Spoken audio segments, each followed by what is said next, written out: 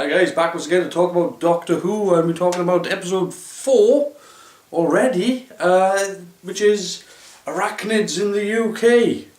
Oh, spiders everywhere. Actually, I don't mind spiders that much, but even then, those big buggers were, yeah, I'd question it. Yeah, so where do we begin with this episode? Okay, I would say that this episode is probably Chris Chibnall's attempt at correcting certain older episodes of Doctor Who. This was sort of, it felt like his go at doing Planet of Spiders. And how successful was it? I think like we need to wade through some stuff before we can decide that. The first thing I'm going to say is that out of all the episodes that they've done so far for Series 11, this one felt like a TV episode. And I mean, I know it is a TV episode, but considering how well the first one looked and the second one and the last week's with Rosa, and how well that all that was put together, this week's quality-wise for photography and things like that, and how it was packaged, it felt like a TV show. It's not a bad thing by any stretch of the imagination. It's just that considering how cinematic the other episodes were, this one not so much. There were still some lovely things in this episode. I'm going to get around to talking about that in a bit. But I think we need to start off by talking about the actual plot of this episode, which was that they arrived back in Sheffield. There's something going on with the Arachnids, there's something going on with the spiders, and they've sort of grown out of control, and they start investigating, which leads them to a brand new hotel which is built on a wasteland, and this seems to be the nest of where all the major spider activity is happening. And the hotel is owned by an American named Robertson, who is this Trump-esque character, and he doesn't really seem to care about where he builds or what he does. He's just a businessman through and through, as he says in the episode. He just signs the checks. He doesn't really care too much about who it affects. He's just trying to turn a profit. So I think the first thing I'm going to talk about with that character actually is just how much I didn't like that character. I didn't like the character because I felt that it was so stereotypical of how you'd... It was almost every American stereotype thrown into one character. He was a jackass, he was a successful businessman that trod on everybody on the way up. He was a gun-toting nutcase.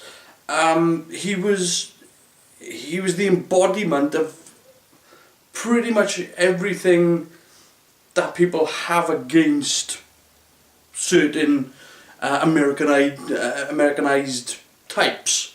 And it's not true. I mean, you know, there are Americans out there who own and use guns and are responsible.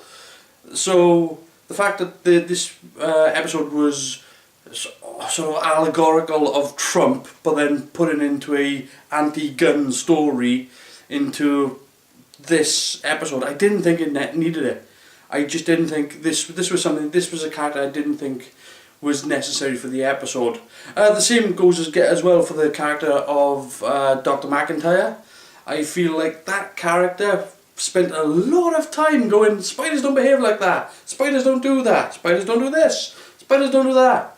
And I just feel like that character could have been absorbed into the character of the Doctor. I think that would have added more to the character of the Doctor, because again, the Doctor's... We gain more and more out of the Doctor, but it's not like... we still don't know what this Doctor is, right? I mean, she's not a clone, she's a little bit of aloof, but she's... And I felt in this episode the Doctor wasn't that strong. Like, the Doctor really didn't stand up and sort of be the Doctor, just be, you know, I'm the Doctor, and I'm going to fix this shit. I just felt like this episode was kind of about nothing. There was, there was a lot of spiders in it, and there was a lot of running, but what was the point of the episode? What was the, like, you're going to trap these spiders, they're going to die, and this guy's going to swan off. It didn't really fix anything. And again, the problem I've got with that is, like, when you think about episodes like Christmas Invasion, where, the Doctor talks to, oh hell, I've forgotten her name, the Prime Minister, MP for Flydale North, oh hell, okay, that's gone, but when he was talking to her, he was like, don't cross me, because I will take you down with 6 words. That Doctor right there was missing in this episode. Just like, that she just lets this guy walk off, just walk away, and just like, she knows how bad and how disgusting this individual is, and she's just kind of like, well, off you go. So I didn't really appreciate that part of the plot. So I didn't think it needed it. Great moments in this. Once again, Graham, like, this guy is anchoring this show. I don't know what Bradley Walsh has done to bribe Chris Chibnall this way, but he is being handed some really beautiful stuff. And in particular, this little bit whereby he goes back to the home and he walks in, and Grace is there, but she's not. It's just the memory of her. So the focus stays on Graham, and she's out of focus in the background. We've seen this done before. In fact, as a good example, Daredevil season 3 just did exactly that.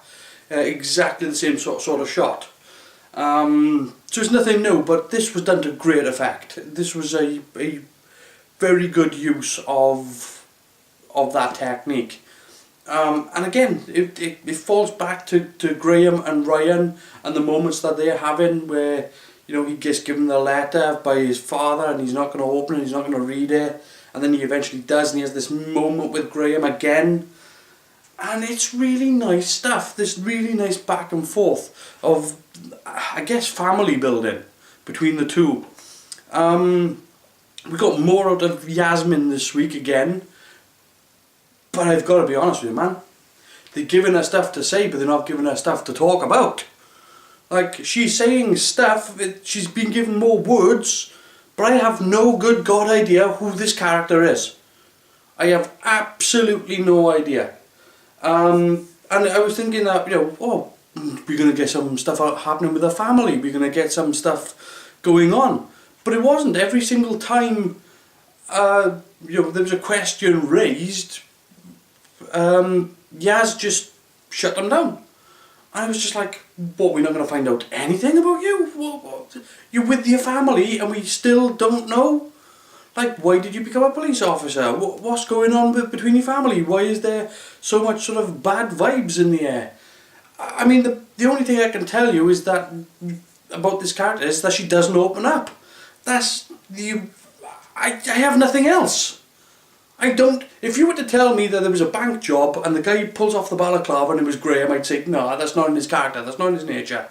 Graham wouldn't do that. That's not the sort of person that he is. And at the same time, if he'd done a bank job and they pulled off a balaclava and it was Yaz, I'd be going, well, clearly her job as a police officer was a cover. But would she do that sort of thing? I don't know. I don't know. Because I have no idea who this character is.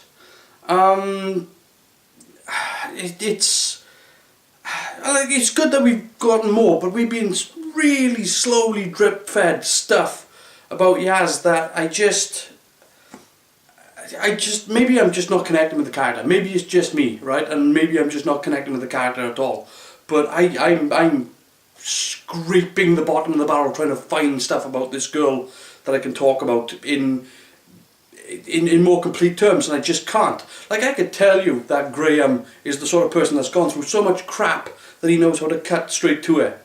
that he's seen enough stuff in his past that he knows what's important. He knows that, you know, next week a bill is going to come through the door, so don't worry about it, focus on what's important. I know that Ryan is the sort of person that used to give up and was a bit sporadic and didn't know exactly what he wanted to do in life, and he managed to narrow down his focus. Even though he still fails, he still tries and still, you know, presses forward without giving up. With Yaz, I have nothing. Just she's a copper. Okay, off you go. But yeah, so again, that's pretty much what I've got to say about those sort of characters. I wish the Doctor was had been taken on the part of Dr. McIntyre as well, just because I just feel like the Doctor didn't seem intelligent enough to get over that hump of what, like, the Doctor's dealt with spiders before, as I've said, in Planet of the Spiders.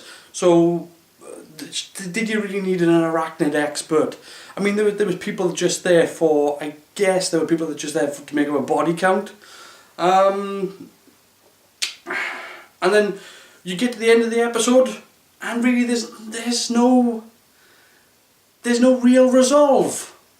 The spiders are trapped, and American stereotype guy goes off.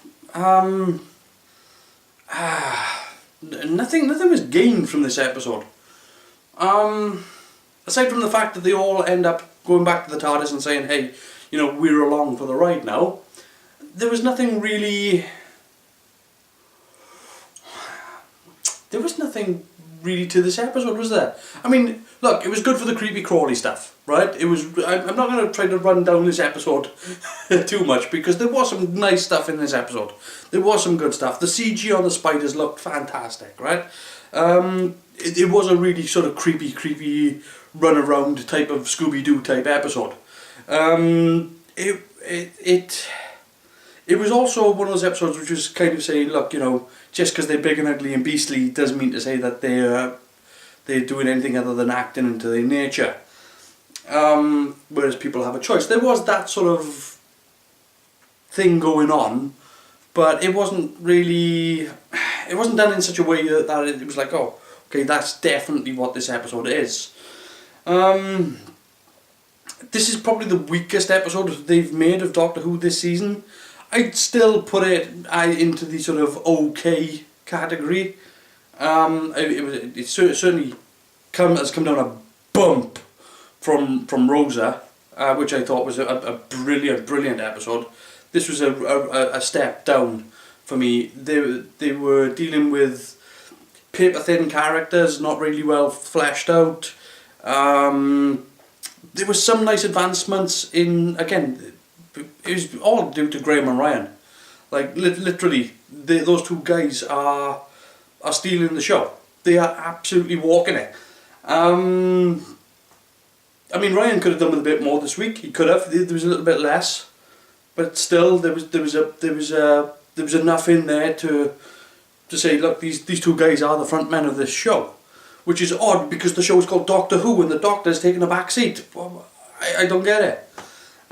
She's just there to open doors, and look disapprovingly as well. So this episode really should have been in the episode where the Doctor sort of stands up and goes, I am the Doctor, this is me, and you are not doing this nonsense. And it didn't happen. And that was a disappointing bit. And especially with the part whereby, you know, they turn around and say, you know, why are you talking to her? Because she's in charge. Why didn't the Doctor say, because I'm in charge? That's why, you know, the Doctor should have stepped up and sort of gone, I'm in charge. Don't you forget it. So this was kind of, I'm all over the place with this episode. I genuinely am. I thought there were some really nice things done in it. It looked like a TV show. It advanced little things here or there. Yaz was given more, but really nothing more revealed about the character, about the sort of person that she is. You know, what she's afraid of, what she's not afraid of, why she's doing what she's doing. Maybe I'm just missing it. I'm just missing it completely, I don't know. But I just thought that this episode, compared to the others that we've had, I think this is the weakest one we've had this season. I still enjoyed it. It was still, for the creepiness and the running around bit and the chasing down spiders and all that sort of stuff. I mean, I know, look, there's a friend of mine who will definitely not watch this show. Okay? I know for a fact that this is one of those episodes that he will just not watch. And I think that's pretty good, but you have to do a bit more than just apply yourself to irrational fears. And if you are going to set the story around irrational fears, then forget all the other stuff and just focus on that. Make that the focus, make that the centre of attention, and do that. I think this episode was too all over the place to take enjoyment from any one thing. And again, the character of Robinson was just terrible. It was stereotypical American doing stereotypical American things, you know. I didn't need to see that, because I know plenty of American people and they don't behave like that. Yeah, so I think we're going to leave that. Arachnids in the UK, weakest episode of Doctor Who this season. Anyway, I'm going to leave that there. Let me know what you thought of Arachnids in the UK. Leave it in the comments down below. Also, if you haven't already, feel free to subscribe to my channel. But until next time, I'll see you later, guys.